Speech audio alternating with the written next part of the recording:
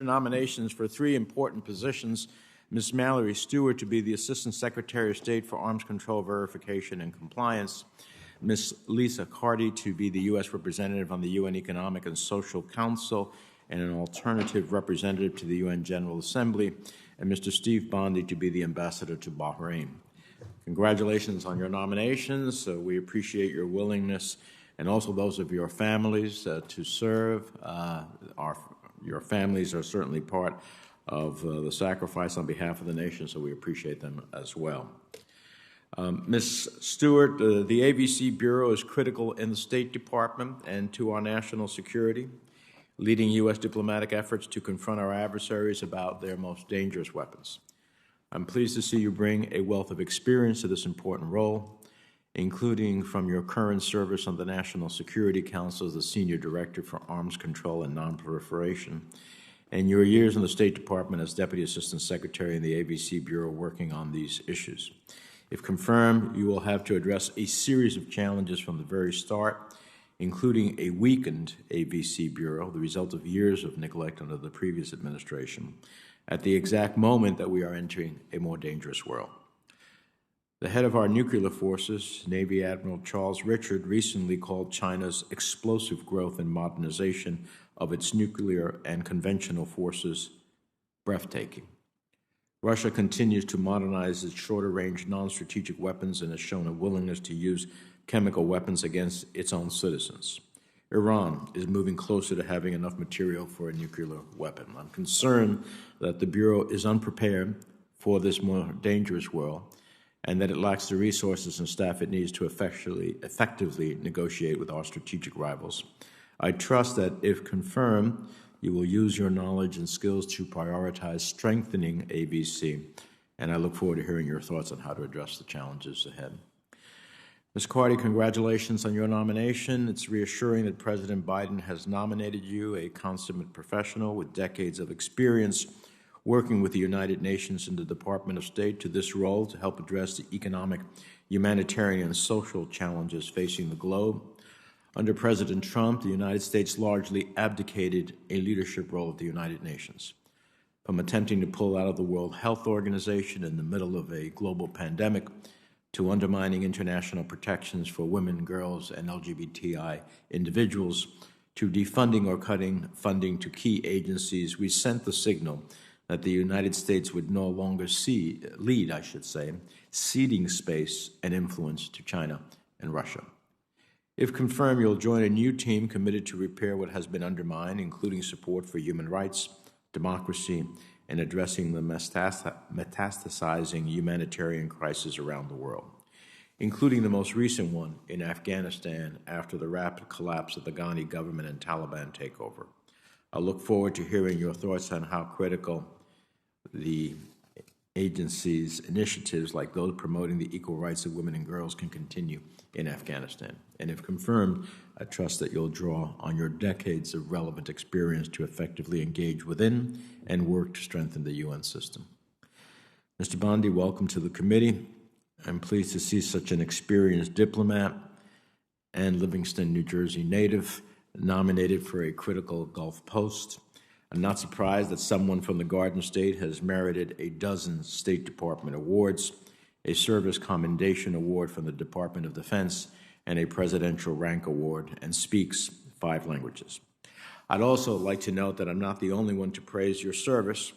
Retired General Votel, former commander of CENTCOM, who served with you, has noted that you are, quote, extraordinarily well qualified for this position, and called you an, quote, effective collaborator who is deeply respected across the military and within the interagency. I also have a statement from Ambassador Hugo Lorenz praising your service and record, and without objection, I move to enter those statements into the record. U.S.-Bahrain ties are long-standing. As the host to the U.S. Naval Forces Central Command and the Navy's Fifth Fleet, Bahrain is an essential U.S. partner in our shared efforts to maintain stability and security in the Arabian Gulf. As the region continues to face instability and threats most concerning from Iran, it is critical that we have a skilled diplomat in place to strengthen and maintain our partnership. Bahrain has also led the change for more regional diplomacy as an original signatory to the Abraham Accords, and I have full confidence you will work to further their political, economic, and cultural normalization with Israel. Your extensive experience in the Middle East, including time spent as the Counselor for Political and Economic Affairs in Bahrain, and more recently as the Deputy Chief of Mission and Charge d'Affaires in Abu Dhabi, will certainly serve you well and the country well in navigating our embassy in Manama. I look forward to each of your testimonies, and with that, let me turn to the ranking member for his opening remarks. Thank you, Mr. Chairman, and good morning. Welcome to our nominees. On the nomination of Assistant Secretary of State for Arms Control, Verification, and Compliance, I want to make clear that a sole-purpose nuclear declaratory policy or any perceived weakening of the U.S. nuclear deterrent will be a betrayal of our allies and will embolden China and Russia. It will also cause allies to lose confidence in the Biden administration's commitment to NATO's Article 5 commitments and to Asia's security. The position you've been nominated to is incredibly important to not only the United States, but also our allies and, for that matter, our enemies. For decades, U.S. administrations have embraced the long-standing policy of strategic ambiguity regarding the use of nuclear weapons.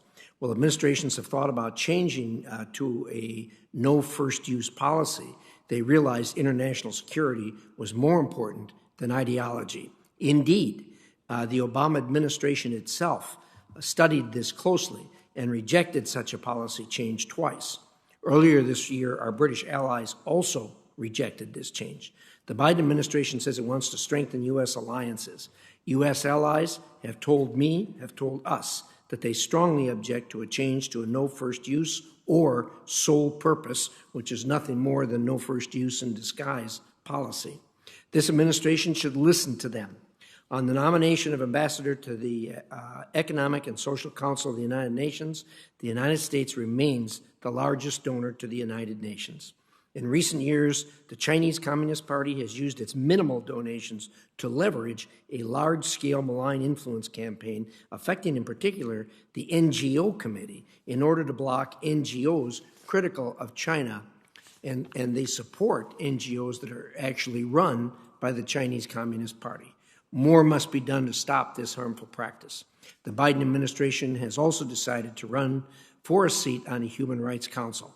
The Council is known for its anti-Israel bias, and troubling countries, including the worst human rights offenders on the planet, like China, Cuba, Russia, and Venezuela. I strongly oppose any attempt by the United States to rejoin this sham group until reforms have been achieved. On the nomination of ambassador to Bahrain, the United States and the Kingdom of Bahrain have enjoyed a close relationship since the 1940s. Home to the U.S. Navy's Fifth Fleet and the international maritime security construct, Bahrain is a linchpin for regional stability and serves as a critical front against Iran's regional aggression. I remain concerned that Iran continues its efforts to destabilize Bahrain and arm the terrorist groups that operate there. On the human rights front, Bahrain has come a long way since the Arab Spring. While there is more work to be done, certainly, the kingdom has made strides in effective policing, advancing human rights, and curbing trafficking in persons. It is vital that we continue this important work. Finally, I applaud Bahrain's growing relationship with Israel with its signing of the Abraham Accords. These agreements finally offer a path forward for peace in a troubled region, and the recent visit of the Israeli foreign minister and embassy opening were encouraging steps. Should you be confirmed, it is critical that you work to encourage Bahrain and Israel to deepen their diplomatic, economic, and security relationship. This is a priority effort. Thank you, Mr. Chairman.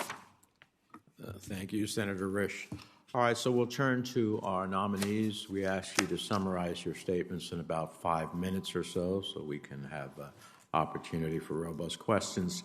Your full statements will be included in the record without objection, and we will start with Ms. Stewart and work our way down the aisle. Thank you, Chairman Menendez, Ranking Member Risch, and members of this committee for the opportunity to appear before you today.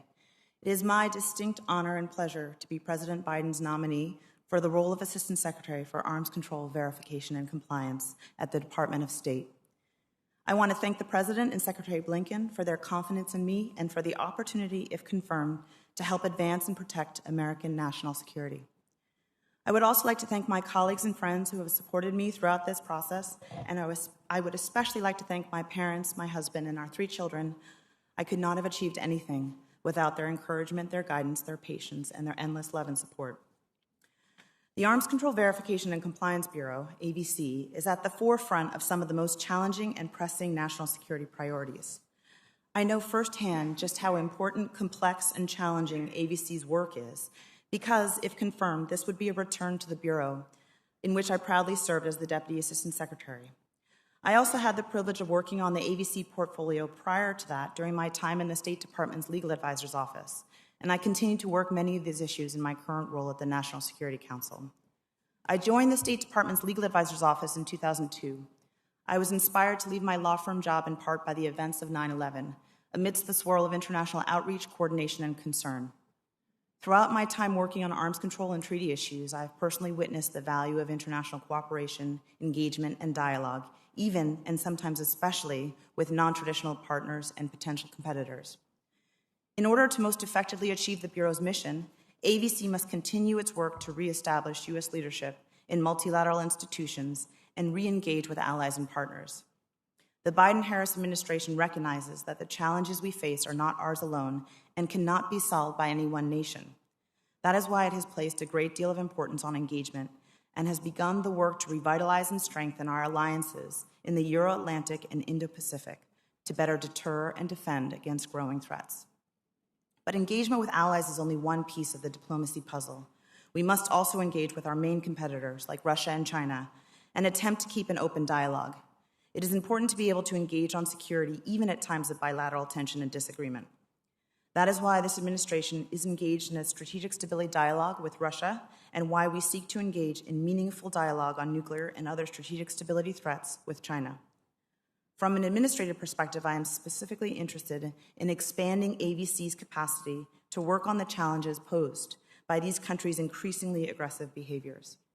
If confirmed, I would welcome the opportunity to lead this important bureau, together with the many dedicated professional public servants that uphold the Bureau's national security mission every day.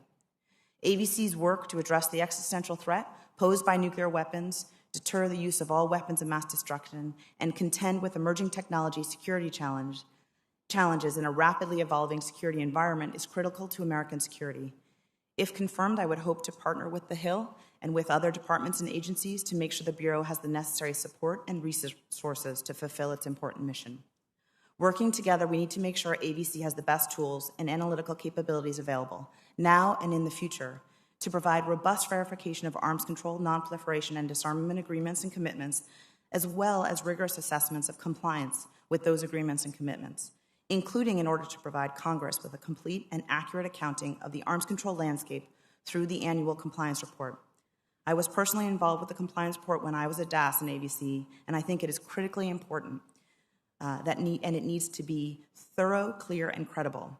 If confirmed, I will make its timely delivery to Congress a priority. Mr. Chairman, Mr. Ranking Member, members of this committee, you have my commitment that, if confirmed, I will work in close coordination with you and deeply respect your role in the formation of foreign policy. There are a great number of challenges we face, but we face them together and we must resolve them together. Thank you again for the opportunity to be here today, and I look forward to your questions. Thank you. And 47 seconds to spare. That's pretty good. Mr. Bondi.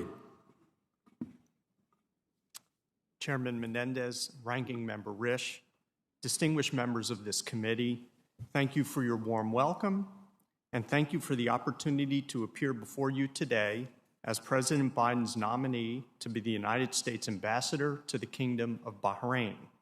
I'm extremely grateful to the President, a fellow fightin' blue hen of the University of Delaware, and to Secretary Blinken for the confidence they have shown in me with this nomination.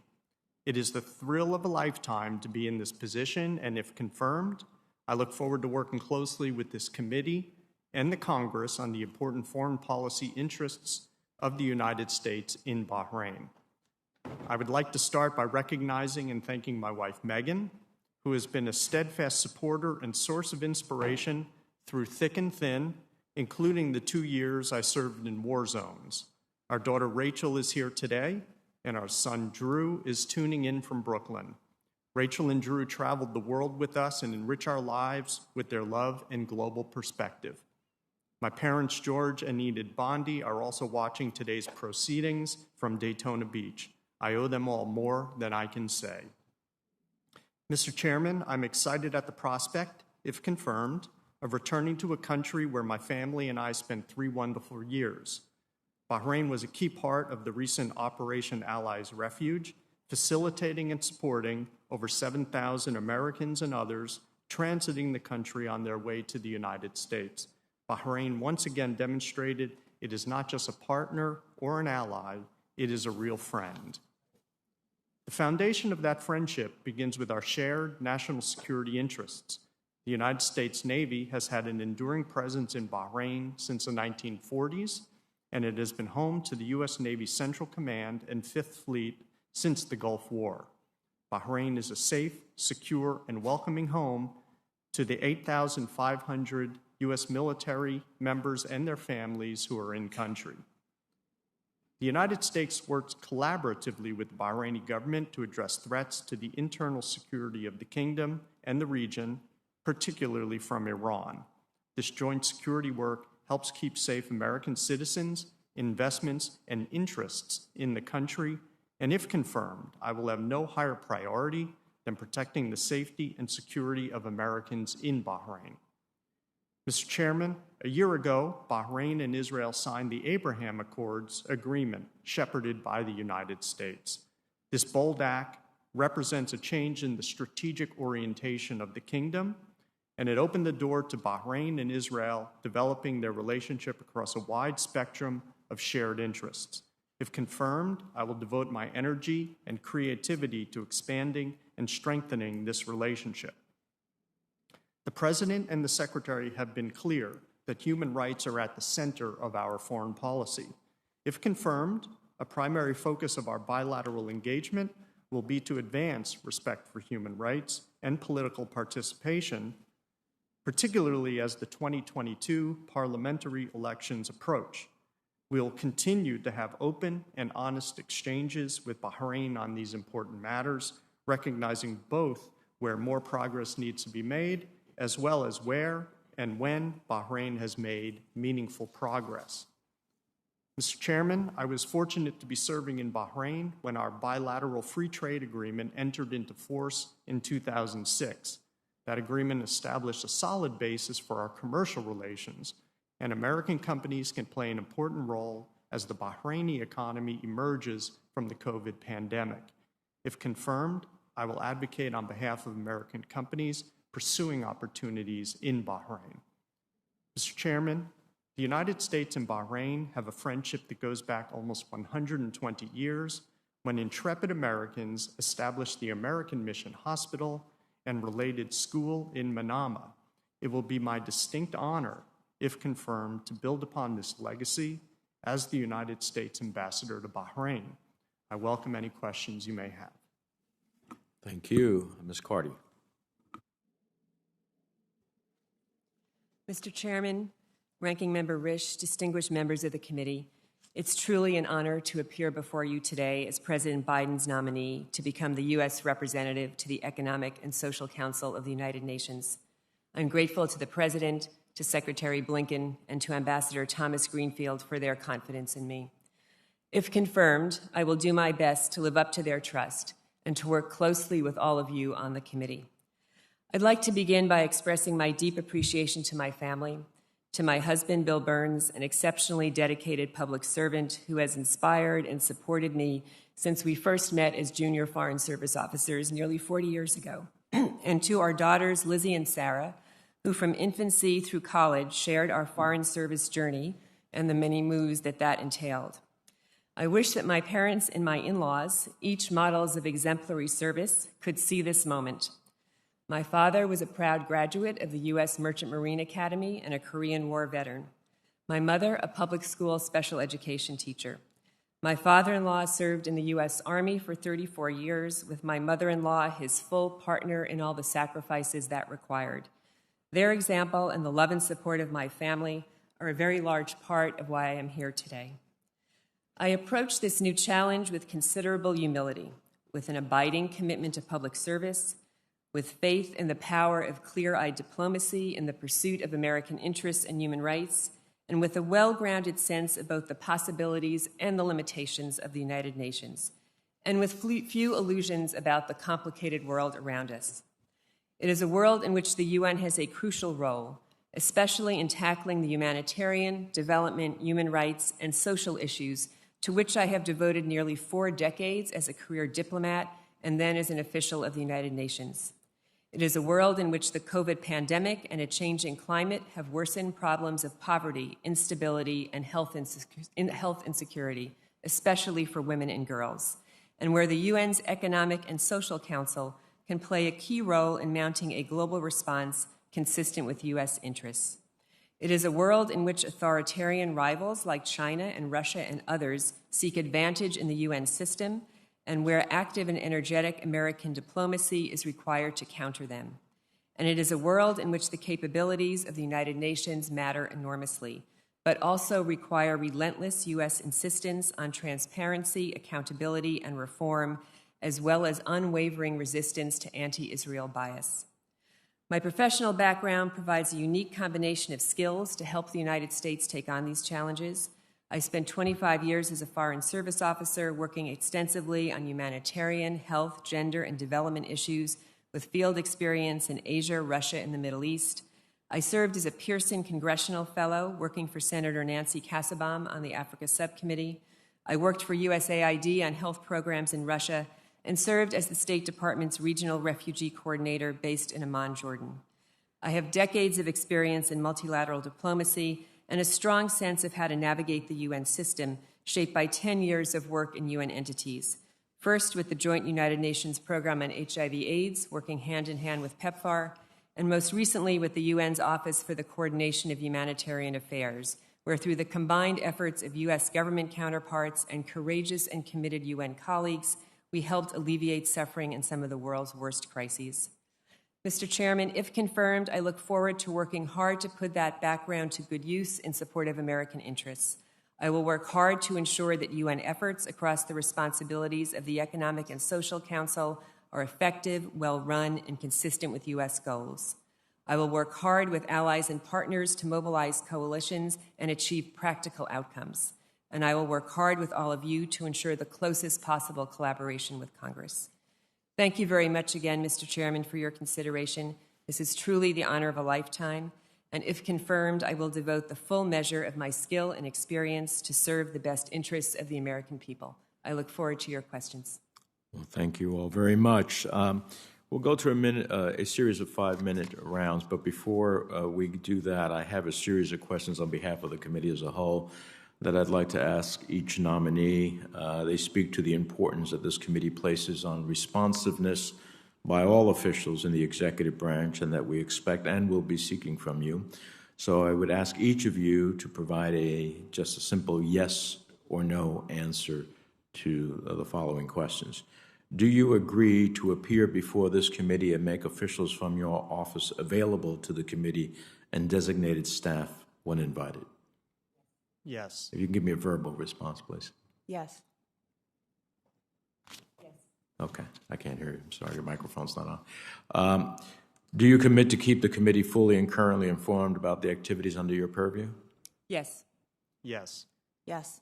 Do you commit to engaging in meaningful consultation while policies are being developed, not just providing notification after the fact? Yes. Yes. Yes. And do you commit to promptly responding to requests for briefings and information requested by the committee and its designated staff? Yes. Yes. Yes. Okay, all of the nominees have answered yes to those questions. The chair will reserve his time, and I'll turn to the ranking member. Thank you very much, Mr. Chairman. Ms. Stewart, I want to start, first of all, on the very important role you have on that you're seeking here with the Bureau. And as I said to you in my opening statement, that the Biden administration wants to strengthen U.S. allies, and we all do, the allegiances that we have and the agreements we have. The U.S. allies, however, have told us that they strongly object to a change to a no first use or sole purpose policy for reasons I've previously stated. Are you aware of their objections? Thank you, Senator, for the question. I share your concern about allies and partners understanding U.S. deterrence policy. That wasn't the question. The question was, are you aware that they have strenuous objections to what the administration is proposing? So I have seen some traffic and assessments of engagements, and there's been numerous engagements with allies and partners. So you are aware that our partners and our allies have strenuous objection to what's being considered here. Is that a fair statement or not? So I think I'm not sure if I understand the term strenuous objection. I think they're concerned about what we're going. Will you go so far as to say they have an objection? I don't even know if it's an objection, but perhaps the point is that I think through our engagement, we hope to explain and understand and really hear from them further as to their concerns. You're telling me as you sit here today, you do not understand that our allies have strong objections to what the administration's considering. Is that what you're telling me? So I would definitely agree that there are certain concerns about what is possibly in the consideration process, but I think the effort that we're undergoing to engage with them is to really understand what those concerns are and to hopefully address those concerns through part of the engagement process. Well, you won't go to where I need you to be, and that is to get a good, clear understanding. If we on the committee, on the Republican side of the committee, have an understanding that our allies have strong objections to what you're considering, how is it that you can't concede that? I understand you're saying they have concerns. Would you agree with me that they're stronger than concerns? I guess, and I definitely appreciate what you're trying to sort of get at here. My concern to completely satisfy your question is that we're still very much in the process. We don't know the result of the nuclear posture review that the Department of Defense is leading. And so it's very hard to say that allies and partners can have objections to a process that hasn't sort of played out, and we haven't had a chance to engage more fulsomely with them as to where the direction is going. And there's a lot of considerations in the process. So if they object, it seems like they're prematurely objecting to something that we haven't established yet. So you've already said if they object. You don't know that they're objecting. Is that correct?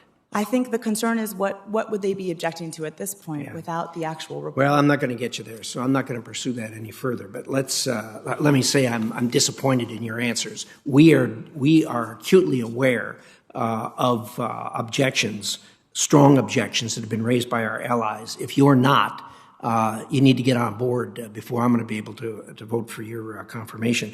You were in the same bureau in the Obama administration. You're aware that twice they considered adopting a no first use or sole purpose policy. You are aware of that, are you not? Mm-hmm. Once early on in their administration, and then again during the time you were there between 2015 and 2017. Is that correct? Yes. Would you tell this committee why the Obama administration decided not to adopt a no first use or sole purpose policy? My understanding is that they had a lot of effort to engage and understand partners' perceptions. And I'm sorry that you take issue with my statement. I think the concern is that we really need to allow the process to play out, and we need to understand the best advice from the Department of Defense leading this process, and how that can be implemented through policy that we work with partners and allies to explain and understand. But to your question, the approach in the Obama administration to get to fundamental purpose of deterrence was really to accommodate many of the challenges we face through our deterrence efforts and to understand integrated deterrence issues within the report and to address some of the existential threats that we faced at that time. But you agree with me, they specifically rejected adopting a no first use or sole purpose policy. Do you agree with that? So I was not part of the NPR process during that time. Did they or didn't they? They do not have sole purpose or no first use in the Obama policy. And they specifically rejected it after considering it and studying it. Is that correct? I assume that they looked at it closely, but I was not part of that process, yes. And I agree with you. We need to let the thing play out. But if we're going to let the process play out, we need to have at least a clear understanding of what our allies are telling us. And it looks to me like you've got a long ways to go to get there. Thank you, Mr. Chairman. Senator Shaheen. Thank you, Mr. Chairman, and congratulations to each of our nominees today. If confirmed, I look forward to working with you. I would like to begin, excuse me, with you, Ms. Carty. And as the representative to the UN's Economic and Social Council, I wanted to assess your feeling about the Commission on the Status of Women, which is the only global body dedicated to the promotion of women and girls' empowerment and equality and aids to mainstream women's equality in UN activities. Excuse me. So as you look at the role that you can play within Ecosoc and with the Commission, how do you think efforts to improve women's empowerment could be bolstered by the work of the Commission? And do you see specific changes that you can be engaged in that will help with that? Senator Shaheen, thank you so much for that question. I've spent a fair part of my career working on issues related to women and girls and gender, and it's an issue that's very near and dear to my heart. I see multiple opportunities, Senator, across the UN system where I could help through a position in Ecosoc advance U.S. goals regarding the well-being of women and girls if I was confirmed for this position. I think CSW offers particular opportunities. I think the important thing is to be very strategic and forward-thinking in how we engage there and to make sure that we approach each CSW session with a very clear sense of what we want to try to achieve. And we work very deliberately with CSW and other missions in New York, other governments, to try to make sure we're of one mind about the objectives we'll pursue during those sessions. So can you give me an example of a priority that you would have as you're looking at a first place to focus? Well, one issue, Senator, I feel is terribly important is the issue of education for women and girls. It's something, unfortunately, where there have been huge and significant setbacks in the context of the COVID epidemic. We know that there are tens of thousands, millions of girls out of school at this point who may never get back into school, and I think that would be a really important area actually across the UN system for specific focus, because we know that without that kind of access to education, that it really imperils a young girl's future. So I would encourage CSW to look at that set of issues. Thank you. And we know that empowering women and girls also adds to the stability in communities and countries, the potential opportunities and prosperity and economic opportunities in countries as well.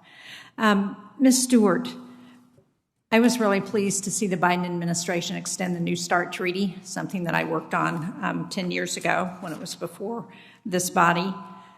But as we think about how we continue to engage with the Russians, where do you think we should be thinking, and how can we build on that to cover tactical weapons, emerging nuclear technologies, other efforts that we really need to address? Thank you, Senator. I share your concerns with respect to the Russian challenges that we're facing right now. Russia's new nuclear weapons and its diversification and dual-use delivery platforms represent a threat to strategic stability.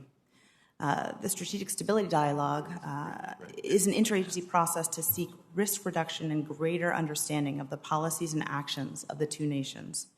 In the plenary, led by Deputy Secretary Sherman, we have agreed to two working groups for experts to discuss, first, the principles and objectives for the future of arms control, and second, the capabilities and actions with strategic effect. We have made clear that we want to address all of Russia's nuclear weapons, including non-strategic nuclear weapons and novel delivery systems. Our driving principles in this process will be increasing U.S. and allied security, ensuring effective verification and faithful compliance for legally binding measures, and avoiding future miscalculation or misunderstanding. We are only at the beginning of our conversations, and so I agree with you, we need to be careful to understand the full range of challenges and misunderstanding potentials that we face. So no determinations about specific approaches have been made, but the Strategic Stability Dialogue is a very good first step to try to engage and understand where we have overlapping concerns and where we can make progress towards stabilizing our relationship. If confirmed, I hope to consult closely with this Congress to address this process further and to truly understand how we can best evaluate and consider this threat. And so are you optimistic? You said you think it's a good first step. Are you optimistic that we may be able to make some progress? I'm cautiously optimistic that in certain arenas there is some progress we can make, that we can understand where our collective advantage for both the U.S. and Russia, and hopefully the global community, can be satisfied by taking important actions to address destabilizing behavior and to lead to the best norms of responsible behavior. Thank you. Thank you, Mr. Chairman. Thank you. I understand the next colleague who is available is Senator Van Hollen, virtually. Thank you, Mr. Chairman, and thank all the witnesses for your service. Congratulations on your nominations. Ms. McCarty, a question regarding the Sustainable Development Goals at the United Nations. We've gotten a recent report indicating that since the onset of COVID-19, we've seen an increase in extreme poverty, declines in educational achievement, increased violence against women and girls, and other trends that threaten to reverse some of the positive development gains that we've made in recent decades. The Economic and Social Council of the United Nations has the main responsibility for integrating addressing these issues across different UN agencies. What goals do you think we need to be most focused on when it comes to regaining lost ground? Where have we lost the most ground, and what role can you play, and the United States play, in trying to catch up? Senator, thank you very much for that question and for flagging what really is an ancillary impact of the COVID epidemic that we all need to keep very much within our lines of sight. The truth is the U.S. has driven so much of that global development progress over many decades, and it is now all at risk. I do think, Senator, the SDGs present a very important roadmap for how to bring the global community together in a common effort to ensure that we're trying to regain ground on all those issues that you just mentioned, whether it's food insecurity, increasing rates of poverty, already mentioned with Senator Shaheen, children out of school. The list is quite long, and many of the SDGs directly address those risk areas, Senator. So there are ones focused on health, on education, on economic well-being, on the climate. I think we actually have to be very strategic, look where the needs are right now most acute, and then try to prioritize action around those SDGs first. But I just be clear, Senator, in saying I know Secretary Blinken has embraced the SDGs as a roadmap for development, and I think one of the real values that they bring is they do provide a path, a common path, and set benchmarks for progress. So if confirmed for the position, Senator, I'd very much look forward to focusing on the SDGs as a key component of my work. Thank you. Well, thank you. Maybe you can follow up with respect to which areas you think are in most need of focused attention right now. Mr. Chairman, can you still hear me? I can, Senator. I think I don't know, Ms. Carty, just a follow-up question for you. According to a July report by the International Service for Human Rights, China has repeatedly used its seat on Ecosoc to block applications from NGOs working on human rights issues, and not only blocking NGOs working in China, but China's essentially acted as a shield for other authoritarian regimes. Are you familiar with this situation, and what would you do about it if confirmed? Senator, thanks very much. I'm not familiar with that specific report, but I'm certainly familiar with the broad issue at stake here. And just I would say to start that we have to be very clear we can leave no space for China to try to undermine the fundamental values and principles of the UN system. We have seen this play out very specifically in the NGO committee, which is the committee that accredits NGOs for UN representation. I've worked at many points over my career, Senator, with non-governmental organizations, and I fully understand the importance of the perspective they can bring to the table. They must be there, but it must be legitimate, credible NGOs that are there. If confirmed for this position, I would work across the NGO committee to ensure that entities that should be at the table are, particularly those that China might seek to deny a place to, perhaps NGOs working on human rights or press freedoms or other broad democracy and governance issues. And I would ensure that those that do not belong at the table do not have a place. Thanks, Senator. Thank you. Thank you, Mr. Chairman. Thank all of you. I have some questions to submit for the record, but congratulations to all. Thank you. Senator Kane. Thank you, Mr. Chair, and congratulations to all the witnesses. Mr. Bondi, I think I'll spend my 5 minutes with you. You've have significant experience in a really important region of the world, and I want to ask you about a couple of issues dealing with the U.S.-Bahrain relationship. So first, Bahrain has been a good partner of the United States in our evacuation of Afghans. They've been very helpful in being the home of our Fifth Fleet. Bahrain has also had some serious concerns about human rights issues, mass arrests in 2011, and it's a country where the leadership is a kind of a minority Sunni population that is in leadership, but about 70% of the population is Shia. Talk about what you could do, should you be confirmed, to promote more attention to human rights in Bahrain. Senator, thank you very much for the question. Indeed, as you say, there has been traditionally a fair bit of friction and tension within the Kingdom of Bahrain between the various communities. If we were to rewind 10 years ago, as you said, when there was quite a bit of strife in the country, we would have to say the trend lines since then have been exceedingly positive. Indeed, the government of Bahrain has used a new legislative mechanism called the Alternative Sentencing Law to release over 3,500 convicts who were in prison, and they have now been able to depart the prison and find other ways to sort of get on with their lives. Additionally, Senator, there is a new juvenile justice law which elevates the age from 15 to 18 of who can be tried as a majority age individual.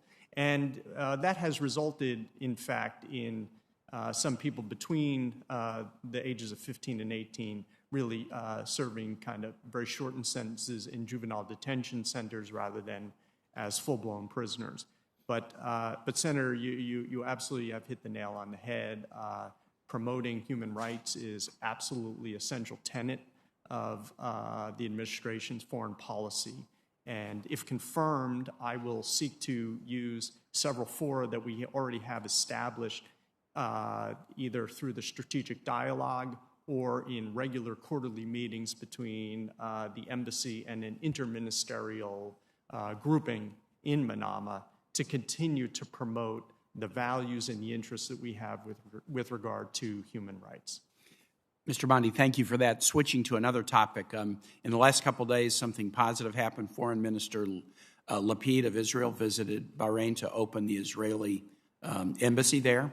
Very, very positive. I was a supporter of the Abraham Accords when they were announced for a couple of reasons. I feel like the normalization of relations between nations in the region and Israel was actually a public expression of what was already sort of going on sub rosa, and rather than have it be sub rosa, why not put it on the table that we're now going to work together on issues of common cause. A normalized diplomatic relationship is not a good housekeeping seal of approval, but it's just a way of having channels of dialogue and communication and normal relations which are beneficial. But the other reason I strongly support the Abrahamic Accords is I've been just so discouraged about the absence of progress toward a two-state solution in Israel. I visited Israel for the first time in 1998, went to the West Bank as well, and frankly, in the 23 years since then, the situation has moved farther away from the peace between an Israel and Palestine living side by side that we contemplated when we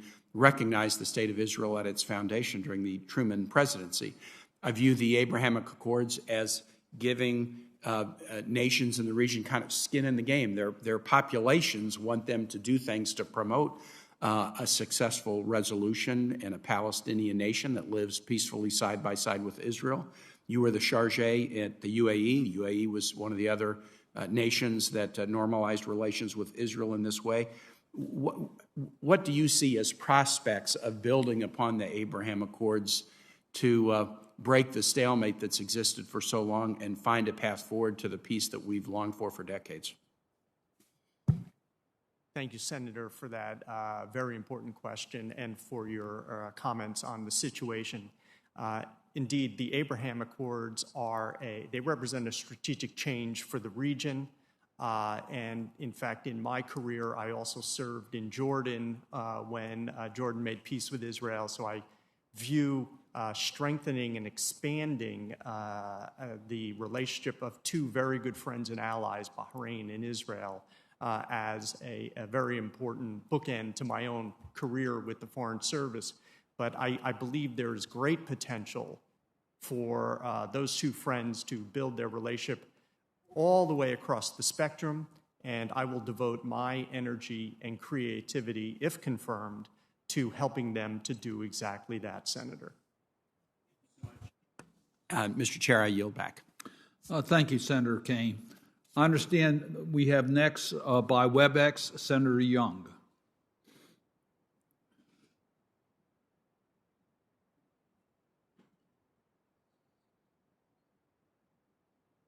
Senator Young, are you there?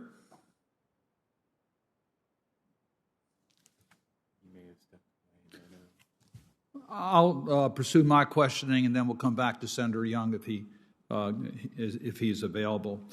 First, let me thank all of our nominees for their public service and their willing to continue in public service.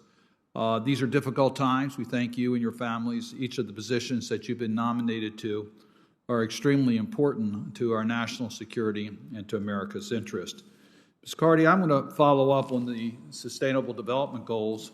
I was listening to your response to Senator Van Hollen, but I want to concentrate on one that was not mentioned during that exchange, and that's Sustainable Goal number 16. It's the one that the United States was the initiator of, to include it among the SDGs. It is a new one, so therefore it's going to be more challenging to implement accountability standards. And it's a little bit more difficult to establish accountability standards for SDG 16 as compared to others that we have established ways of evaluating how well we're doing in meeting the SDG goals. So will you tell me your strategy on dealing with SDG 16, which deals with good governance, so that I can have your assurances that this will be a very high priority if you are confirmed to this position? Thank you very much, Senator. And I think it's so important that the U.S. did insist on adding that as one of the core SDGs because it's fundamental to everything else that needs to happen. It's fundamental to how the UN system needs to work. If confirmed, Senator, I would work very aggressively with other like-minded governments to ensure that we did have the clearest possible benchmarks and indicators, meaningful benchmarks and indicators, practical benchmarks and indicators to track progress on SDG 16, and also to ensure that where we saw backtracking, we had effective means of calling that out. I think it comports very well, Senator, with broader U.S. development policy. And if confirmed, I'd look forward to paying sustained attention and working with you and your staff on that. I appreciate that. We're going to try to help you by establishing a rating system for how well countries are doing on fighting corruption, which is one of the key ingredients, anti-corruption, to have good governance. So we're going to try to help you, but I can assure you I'll be sending you information and expecting responses in regards to carrying out President Biden's acknowledgement that corruption is a national security core concern. So you have a chance to do something about that with the SDG 16. And speaking about backtracking on good governance, Mr. Bondi, Senator Kaine already covered this point, but I just want to cover it from a little bit different angle. And that is that, yes, Bahrain's an important ally of the United States in so many different areas, including our strategies against Iran, as well as the Abraham Accords and moving forward with normalization with relations with Israel. During Arab Spring, Bahrain was one of the most aggressive countries in dealing with removing the rights of the citizens of their own country and abuses that occurred. We saw some reforms, but it appears now they have backtracked on many of those issues. I appreciate your comments about some of the issues concerning youthful offenders, but my information shows they're still using the arrest powers indiscriminately to crack down on any opposition to the government at all, including peaceful demonstrations. So I just really want to stress the point that with a country that we have a strategic partnership with that is backtracking on their commitments on human rights, we have to be very clear that that is of major concern to us and affects our ability to strengthen the ties between our two countries. Senator, I'm very grateful for your comments on this important matter. It's difficult for me to comment on whether there's backtracking or forward movement as, obviously I'm not serving in the capacity. However, I can assure you, Senator, that raising the broad swath of human rights issues would be something that I would eagerly do if confirmed as ambassador. And we do have several mechanisms where we can raise kind of the broad policy issues as well as specific cases. And I'll say that my understanding is that our Bahraini partners have been very open to having that free and frank dialogue.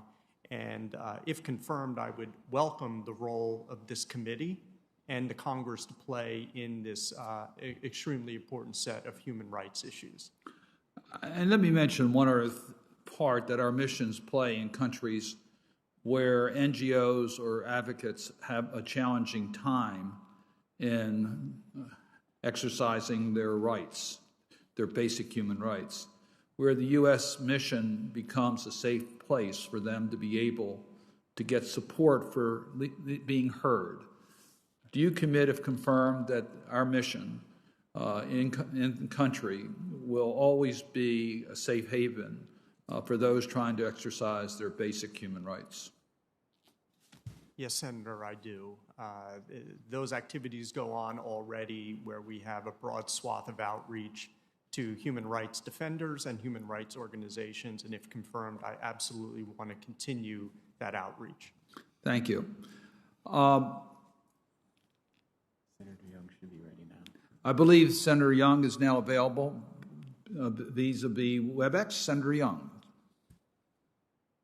Thank you so much, Mr. Cardin. Mr. Bondi, very good to see you, sir. Congratulations to you on your nomination and to all the other panelists on your nominations. Mr. Bondi, Bahrain recently committed to partner with Task Force 59 and will be the first nation to partner with that group. According to NAVCENT, they agreed to collaborate in October on manned-unmanned teaming exercise to evaluate advanced unmanned surface vessels. Will you commit to support Bahrain's partnership with the Fifth Fleet's recently created Unmanned Systems Task Force 59, and will you work to promote other Gulf states joining this important initiative? Senator, I absolutely can support that. I think it's a very important initiative in order to continue to promote freedom of navigation and safe transport on the high seas. Very good. Sir, in light of the Abraham Accords and Israel's entry into CENTCOM, will you commit to push as hard as possible to get the Israeli military as integrated as possible in the multilateral activities that CENTCOM and the Fifth Fleet lead out of Bahrain, including maritime security efforts in the Gulf and Red Sea, and regional efforts on missile defense and counter-drone efforts? Senator, I believe that moving forward on building the relationship between Israel and Bahrain in a broad spectrum of areas, all the way, starting with military and security as you're describing, and then moving all the way across to economy, trade, education, technology, and people-to-people ties is incredibly important. And certainly, if confirmed, I would like to find a way to use the convening power of the United States in order to involve Israel more closely in planning and discussions related to preserving security in Bahrain and the Gulf region. Thank you. And lastly, sir, will you commit to work with CENTCOM and the Fifth Fleet to get an Israeli naval liaison officer assigned to NAVCENT in Manama?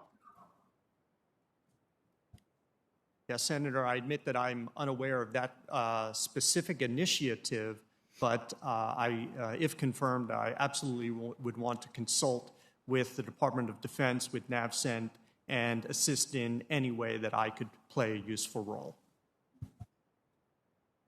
That makes sense, Mr. Bondi. I'll look forward to, should you be confirmed, following up with you and your consultation with DOD, and if there's any way I could be of assistance in furtherance of that effort, I'll be happy to do so. Ms. Stewart, congratulations to you as well. We continue to see the foundation of strategic arms control crumble away.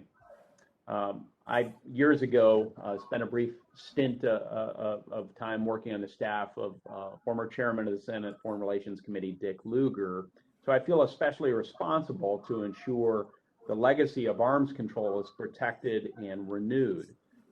To do that, we must have partners and processes that we can trust. At the same time, we want to ensure that we don't erode our defensive capabilities by entering into an agreement that is one-sided. What are the core areas of New START, Ms. Stewart, that need to be updated in order for the U.S. and Russia to have confidence in the agreement? Thank you, Senator, for that question. I definitely appreciate your background in this issue, and I'm very glad to hear that you are concerned about the future in this arena, because I am as well. Because of the downturn in relations with the Russian Federation, effective arms control is more valuable now than it was in 2010. And it is important to maintain the boundaries on nuclear competition, even as we hold the Russian Federation to account for its reckless and aggressive actions. I think the verifiable limits on Russian intercontinental range nuclear forces allow us to make better informed judgments about the sufficiency of U.S. nuclear forces and help diminish the possibility of a costly and dangerous nuclear arms race. As you know, New START also provides a forum for ongoing dialogue on strategic stability and nuclear weapons at a time when tensions between our countries are elevated and bilateral relations are increasingly challenged. As to your specific question, it would be useful in the next steps beyond the New START treaty to address the non-strategic nuclear weapons of the Russian Federation, to understand their limitations, numbers, and parameters in a way that could comprehensively address our concerns with respect to a lack of strategic stability by their increasing presence. As for the specifics of a next step agreement beyond New START, I think we definitely have to consider, as many administrations have, how to bring in the non-strategic nuclear weapons and the novel delivery systems, including the unmanned delivery platforms, to address their concerns from a strategic stability vantage. Thank you. I think my time is about to end. I am curious whether there's any interest in Russia for a revised INF after the Trump administration pulled out on account of the fact that it had essentially become a unilateral agreement. So unless you have a yes or no answer on that, which I would welcome, maybe we can talk about that later. Thank you. I look forward to discussing this with you if confirmed. Thank you. Thank you. Senator Cruz. Thank you, Mr. Chairman. Welcome to the nominees. Ms. Stewart, the post that you would hold if you're confirmed is one that's critically important to the national security of the United States. Among other things, the Bureau you'd be heading is responsible for the annual report mandated by Congress on international adherence to arms control treaties. This report serves both as a proxy and a litmus test for the seriousness with which presidential administrations approach dangerous proliferation. During the Trump administration, I repeatedly urged the president to untangle the United States from Cold War-style treaties that only constrained us, both because Russia cheated on them and China was not even bound by them. President Trump rightly extracted us from treaties like the INF and Open Skies. The annual compliance report, which documented Russian and Chinese proliferation, was a crucial part of the case I made and the decisions that President Trump took. I want to discuss with you how you would approach these issues if confirmed. Let's start with China. China is engaged right now in a nuclear buildup that likely puts them in violation of their obligations under Article 6 of the NPT. The U.S. has limited leverage to stop this buildup, though. I previously introduced legislation that would impose sanctions on parts of the Chinese military sector unless they come into compliance with their already existing NPT Article 6 obligations for good faith negotiations. Do you agree that China is in violation of its Article 6 obligations? Thank you, Senator. I share your concern about China's growing nuclear arsenal, and it does pose a security threat to the United States and our allies. That said, I intend to, if confirmed, work closely with the lawyers and the experts in the Arms Control Bureau to understand more fully the exact development and capacity enhancement that China is engaging in, and to understand how that implicates their Article 6 obligations under the NPT. Does that mean you don't have an opinion right now about whether China is in violation of their Article 6 obligations? I think I need to understand better exactly the parameters of their development and what they intend to do. I understand there's future plans and certainly rapid expansion in the future, and I need to understand exactly where that is going to be implicated with respect to their nuclear capacities. All right, let's turn to Russia. You have been a noted advocate of the Comprehensive Test Ban Treaty. As you know, the United States Senate has pointedly refused to ratify the CTBT, in part because of Russian behavior. In its 2021 compliance report, the Trump administration rightly called out this behavior. I'd like to quote from that report. Quote, "The United States finds that since declaring its testing moratorium, Russia has conducted nuclear weapons experiments that have created nuclear yield and are not consistent with the U.S. zero yield standard." Do you agree with that assessment? I agree with the assessment in the compliance report, yes. Do you commit to ensuring, if you're confirmed, that you would continue to document such noncompliance? Absolutely. Okay, let's shift then to Iran. Since 2007, it has nearly always been the position of the United States that Iran is not a member in good standing within the Treaty on the Non-Proliferation of Nuclear Weapons, the NPT. We know the Iranian regime kept nuclear weapons blueprints on the shelf even while they were still pretending to comply with the Iran deal.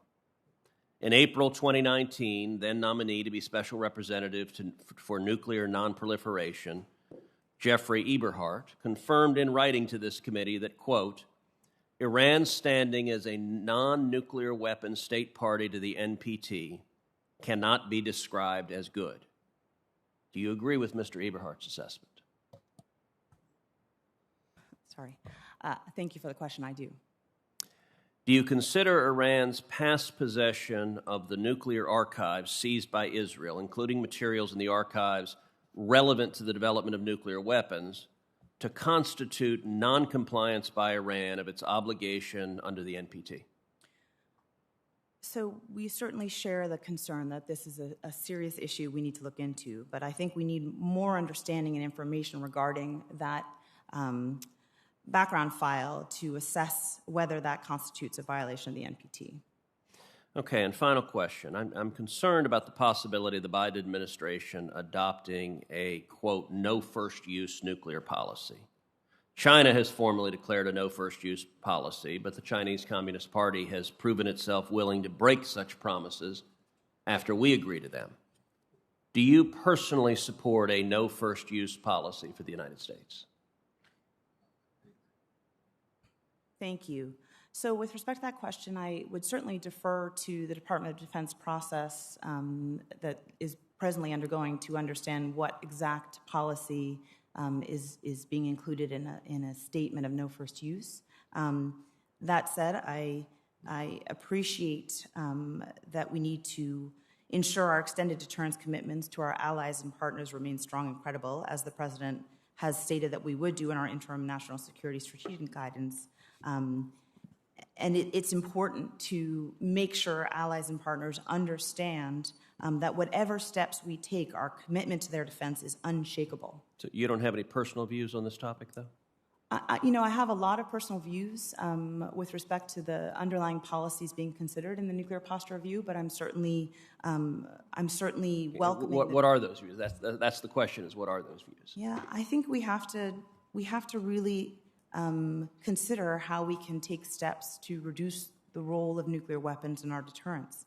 But we have to do so in a way that ensures our extended deterrence commitments to our allies and partners remain strong and credible. And I think, regardless of the policy language, the words will be informed by the concerns that the Senator raised earlier. They'll be informed by our engagement with the allies and partners to ensure them of our unshakable commitment. And so if the policy is no first use, if it's sole purpose, if it is fundamental purpose, or if it goes back to the 2018 nuclear posture review, it has to be done with a good sense of understanding for our commitments. And we need to make sure that our commitments to our allies are strong and unshakable, and we need to understand their concerns and address them. Thank you. Thank you. There are no other members before the committee, as I understand, so I'll ask questions myself. Before I do, I want to wish Senator Cardin a very happy, joyous, and healthy birthday, and many more. One of our key members of the committee. Happy birthday to you. Happy birthday to you. Happy birthday, dear Ben. Happy birthday to you. And many more. All right. You now understand that Senator Menendez's Senate career is his second career. His first career is as a singer and a performer. So thank you very much, Mr. Chairman. I'm not giving up my day job. I like to eat. So, but happy birthday, Ben. This is what happens when you sing. I sang to Gene Shaheen, so now he wants to be sung to. I made that mistake of doing that in public. So in any event, happy birthday, Ben. And I understand, I don't know if he's here anymore, but a former member of the staff, John Ryan, who is at the State Department, shares an illustrious birthday with Senator Cardin, so happy birthday to him as well. Let me, on a serious note, turn to our nominees. Ms. Stewart, you may have heard my opening comments, and I'm wondering, do you believe that the department, as it is presently configured, as it is presently staffed, is up to the challenge ahead? Thank you, Senator. I share your concerns that the Bureau of Arms Control has been challenged through the previous administration, losing resources, losing supporting staff. And I agree that bringing on a new generation of experts and enabling the good transfer of institutional knowledge will be a priority, as will expanding our ability to confront and contend with an increasingly aggressive China and new and emerging technological challenges. I agree with you. We also need to expand and enhance our work to create a new generation of tools and technologies that will enhance verification and allow us to better monitor compliance. We need to position ourselves to work closely with the intelligence community and the U.S. interagency to explain the basis for the U.S. government's compliance concerns to the international community in an effort to shine a light and hopefully resolve those concerns. And finally, we need to work to rebuild an understanding of the importance of arms control measures in coordination with deterrence to achieve a lasting and sustainable strategic stability. If confirmed, all of these are issues that I hope to work on in close cooperation with you to expand and enhance the capacity of the Bureau to address the numerous challenges it faces. You know, we have an extraordinary array of issues that your department would have responsibility for, and for which I think we face some major challenges. Let me ask you specifically, it appears that we have reached a critical juncture in our diplomatic efforts to contain Iran's nuclear program. It continues to stonewall the IAEA's investigation into undeclared nuclear materials and activities that were uncovered in 2018, and is refusing to allow the IAEA to assess critical monitoring equipment. I don't even understand quite the much ballyhooed agreement that was reached by the IAEA. All they did is they took out the components that were previously being used for monitoring, but which they can't see, and put in the new chips to continue to monitoring, but which they can't see. So we don't have any eyes on site during this period of time to understand how far they have advanced. And Tehran is pressing forward with their nuclear program, with the current breakout time to produce the necessary material for a weapon near where it was before the JCPOA was signed. What impact is Iran's refusal to cooperate with the IAEA having on compliance with the Nuclear Non-Proliferation Treaty? And do you think that Iran has really walked away without very much consequence, that other states will follow Iran's lead in refusing to fully cooperate with the IAEA? Thank you, Senator. I completely share your concerns on this issue. This administration remains committed to ensuring Iran never acquires a nuclear weapon, and we continue to believe diplomacy in coordination with our allies and regional partners is the best path to achieve that goal. We clearly have a series of fundamental disagreements on a wide range of issues. Iran's lack of cooperation on safeguards in the JCPOA, its support for terrorism, its ballistic missile programs, its destabilizing actions throughout the region, and its abhorrent practice of using wrongfully detained U.S. citizens and foreign nationals as political tools are all issues of grave concern. But with respect to your specific point, if we don't address the numerous challenges that Iran poses, we will risk other countries following Iran's lead. And we will risk the diminishment of the IAEA and the NPT itself. So this administration is very focused on understanding what we can do to address all of these challenges while supporting the IAEA. AVC's sister bureau, the ISN Bureau, is the lead in the T family on these issues. If confirmed, I will work to make sure AVC is ably assisting the department in its efforts to prevent Iran from acquiring a nuclear weapon and to ensure support for the IAEA in all of its efforts. All right. I have questions for you on China, but I will submit them for the record. I'd like a full answer when you receive them. Let me turn to Mr. Bondi.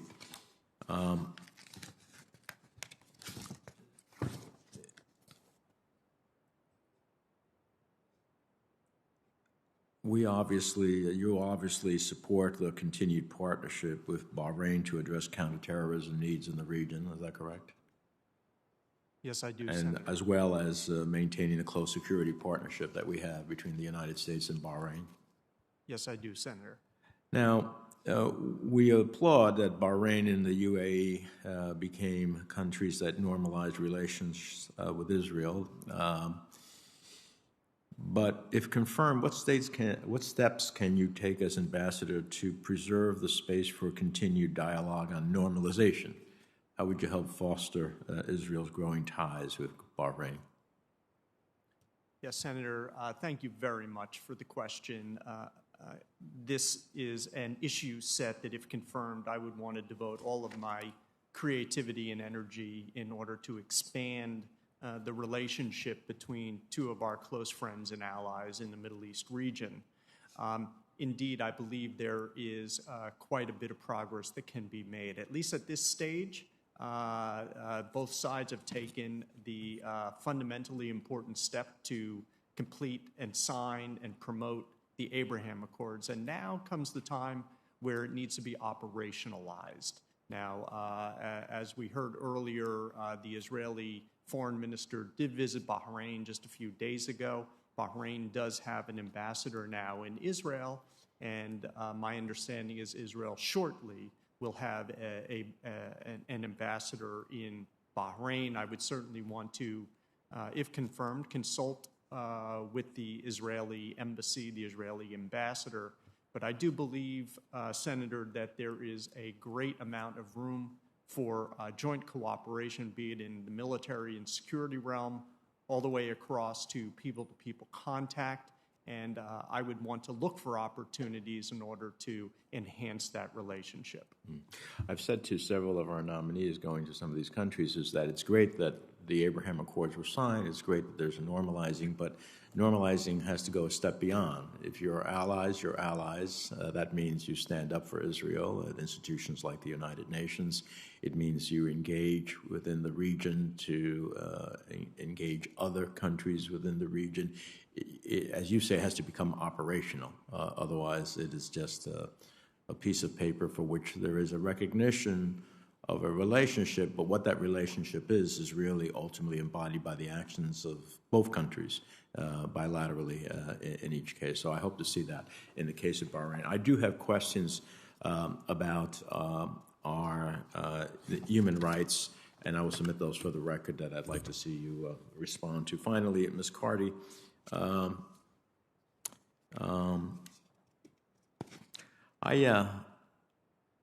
look at what some people say about Ecosoc, and there are some who say that Ecosoc lacks any real authority and that it overlaps with the activities of the UN General Assembly. It's been suggested that the Council could play a greater role in global economic and development policy. The UN has passed several reforms over the years, including as recently as this year, to strengthen Ecosoc's policy guidance role and to improve collaboration between Ecosoc, its subsidiary councils, and other UN entities. What's your assessment of the most recent Ecosoc reforms? Do you believe that Ecosoc should have a greater policy-setting role? So, Senator, thanks for the question. I think it's still a work in motion, Senator, as best I understand the situation. Ecosoc does play an important role in framing the conversation that then goes on to the General Assembly, in creating reports, resolutions, documents that can set the context for how key issues are discussed, key issues which matter substantially to the United States. If confirmed for this position, Senator, I'd always keep that in mind. How do we work effectively across the Ecosoc bodies to ensure that their operations are effectively supporting important U.S. goals that are within the purview of the committee? I'm a firm believer, Senator, that the UN functions best when the U.S. is in a leadership role and is clearly at the table, and I would hope, if confirmed, to bring that to the Ecosoc discussions.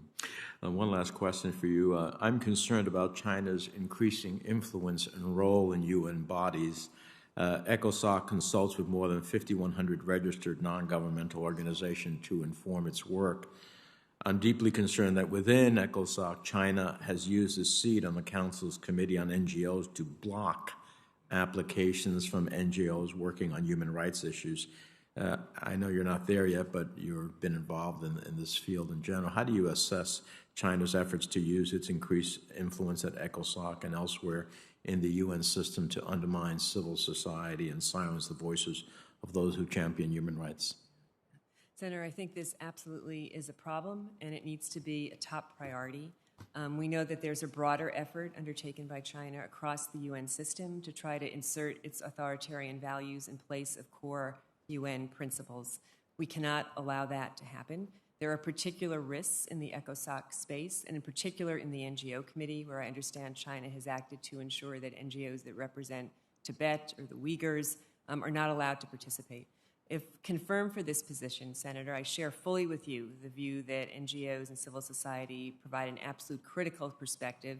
Credible organizations need to be at the table, and I devote the full measure of my energies to ensure that was in fact the case. Well, we look forward to that.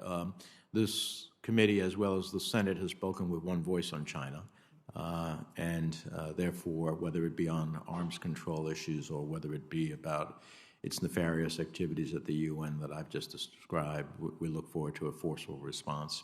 Senator Hagerty has made it under the wire, so he is now recognized. Thank you, Senator Menendez. It was my honor to follow you in the Banking Committee meeting just a few minutes ago, and thank you for your comments there and your leadership there. Ms. Stewart, I'd like to turn a question to you. The United States has a long history of using a nuclear deterrent to prevent not only nuclear aggression, but non-nuclear forms of aggression that either threaten us or our allies. Jim Baker, who served as President George H.W. Bush's Secretary of State, wrote about the use of calculated ambiguity. Using calculated ambiguity in America's policy to deter and prevent Saddam Hussein, I think, had a real effect, looking at the possible use of chemical and biological weapons of mass destruction during the 1991 Gulf War. We use calculated ambiguity to make an enemy think really hard about the possible consequences before they might launch chemical or biological weapons against the United States, knowing that the response could include a full range of options, including nuclear. In 2020, presidential candidate Biden argued that, and I'm going to quote, "The sole purpose of the U.S. nuclear arsenal should be deterring and, if necessary, retaliating against a nuclear attack," the end of his quote. From my perspective as a businessman, I always think it's a bad option to take tools and options off the table, particularly with dealing in situations where the United States or our allies might be in danger. So I want to ask you, Ms. Stewart, do you support adopting a sole purpose policy?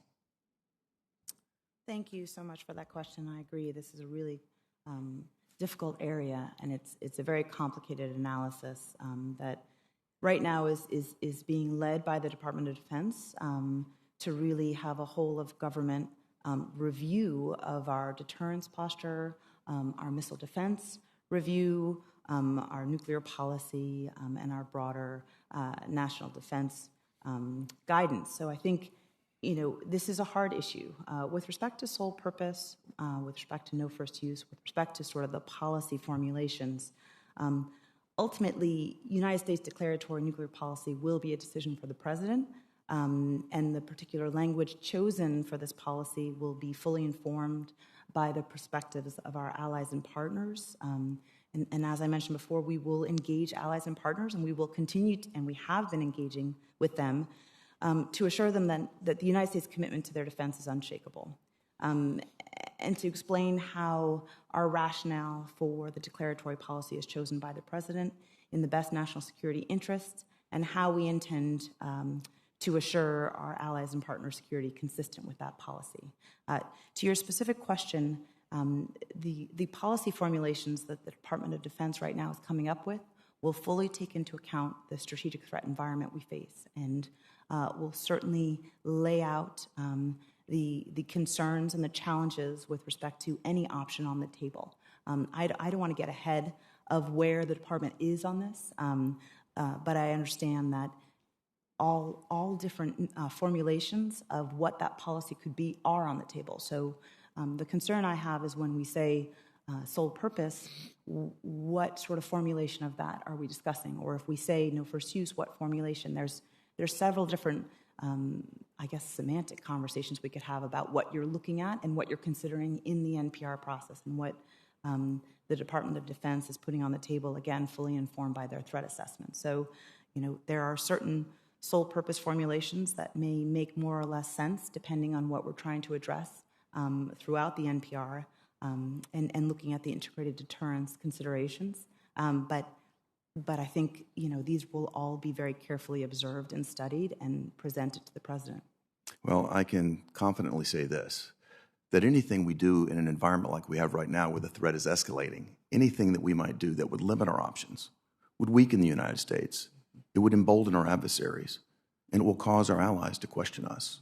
So I encourage you strongly, as you look at this policy, as you contemplate the responsibilities that you're facing, that you take every effort to broaden our options and not restrict them in any manner. Thank you.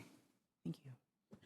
Well, thank you. That concludes our hearing. The record for this hearing will remain open until the close of business on Wednesday, October 6, 2021. Ask colleagues to ensure that questions for the record are submitted no later than tomorrow on Wednesday. I would say to the nominees, inevitably there will be questions that will be directed to you. I'd urge you to answer them fully as well as expeditiously as possible, so that your nominations can be considered before the committee at a business hearing. And with the thanks to the committee, this hearing is adjourned.